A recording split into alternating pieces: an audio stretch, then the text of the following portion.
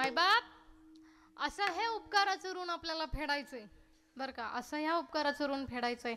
पण थोडंसं अवांतर जर आलं, विषयाला धरून पण थोडं अवांतर आलं, तर आजच्या कलियुगामध्ये तुमच्या आमच्याला संतांचे उपकार फेडणं शक्य नाही मायबाप. कारण आपण आपल्या मुलांना तसे संस्कारच देत नाही. आपण आपल्या मुलांना त्या पिढीमध्ये, आपल्या ह्या पिढीमध्ये मुलांना इथपर्यंत आणत नाही. तुम्ही जर बघितलं असेल, मी कीर्तनाला सुरुवात करण्याआधीच या कीर्तन पुष्पांचा अक्षरशः ही फुलं आहेत बरं का, आणि लहान मुलं ही देवाघरची फुलं, इतकी सुंदर फुलं आज या सभा मंडपाला माळलेली आहेत. आणि अशी ही फुलं आज या कीर्तनाला लाभली माईबाप. कारण तुमच्या आमच्या सारख्यांचं कसं आहे माहिती आहे का, मुलांसाठी सगळं करून ठेवायचं, पण मुलांना त्याची किंमत काही कळत नाही. तुम्ही म्हणाल कसं ताई, जाता जाता 2 मिनिटात सांगते, मला माहिती आहे माझा टाइम, तुमचा वेळ मी घेणार, काय करायचंय. वा, तयारीच करून आले तुम्ही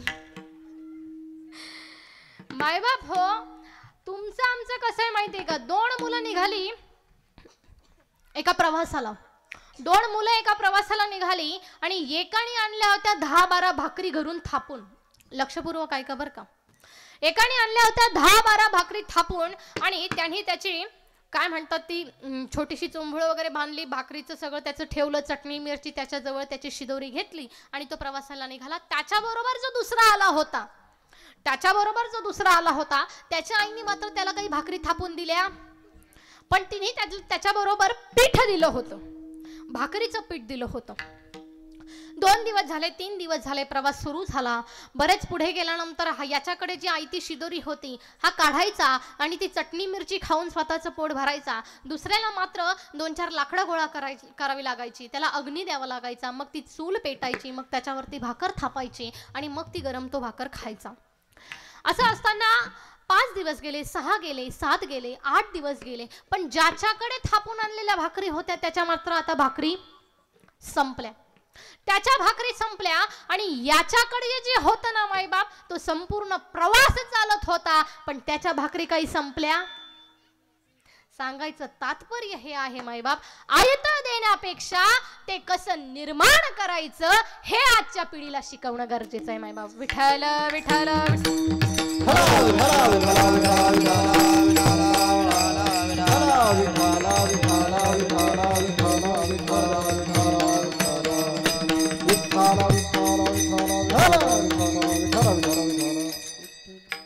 आजकाल आपल्याला सगळं दिसतं. शिवाजी महाराजांसारखा गंध लावून जातो आपण. आजकालची मुलं छत्रपती शिवाजी महाराज की एवढा टाहो फोडून ओरडतो, अंतकरणापासून महाराजांची भक्ती करतो, पण महाराजांसारखं दिसणं म्हणजे महाराजांचे आचार विचार आपल्याला आत्मसात करणं असं होत नाही. दिसण्यापेक्षा मनुष्याचं असणं फार महत्वाचं असतं माईबाप. तुम्ही दिसताय कसे याला महत्व नाही, तुम्ही आहात कसे याला महत्व आहे माईबाप.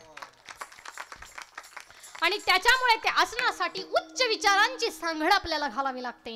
कारण जो पुस्तक वाचतो ना माईबाप, त्या पुस्तकाचं ज्ञान त्याच्या मस्तकात जातं आणि ज्याचं मस्तक ज्ञानाने भरलेलं असतं ते कधीच कुणाच्या हस्तक होत नाही, आणि जे कुणाच्या हस्तक होत नाही ते मस्तक कधीच कुणाला नतमस्तक होत नाही माईबाप. म्हणून ज्ञानाने मस्तक भरवत चला, म्हणजे कधी कुणाला नतमस्तक होण्याची गरज लागणार नाही माईबाप. संतांना नतमस्तक व्हा बर का, नाहीतर अर्थ वेगळा घ्याल. देवाला संतांना नतमस्तक व्हा, पण कधीही कुणासमोर डावलू नका मायबा. आणि हीच शिकवण छत्रपती शिवाजी महाराजांनी दिली, हीच शिकवण राजमाता राष्ट्रमाता जिजाऊ महासाहेबांनी दिली मायबाप. आजकालच्या पिढीला, आजकालच्या तरुणींना, माझ्या माता भगिनींना जेव्हा डोहाळे लागतात ना मायबाप, जेव्हा डोहाळे लागतात ना, तेव्हा त्यांचे डोहाळे कसे असतात माहिती का तुम्हाला? सांगू का मी? मोठ्याने हो म्हणा तर सांगेन, नाही तर नाही सांगणार. सांगू का? बघा आता तुमची गंमत. आजकालच्या माता माऊलींना डोहाळे कसे लागतात? चिंच खा बोर खा, चिंच खा बोर, लोणचं खा कैरी खा, चिंच खा बोर, राख खा राख, अगं राख, चिंच खा बोर खा, लोणचं खा कैरी खा. महाराज आपण रात घालू याच्यावर. विठ्ठल विठ्ठल विठ्ठल.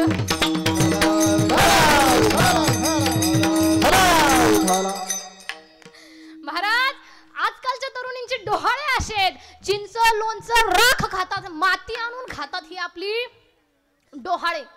काय आहेत? डोहाळे.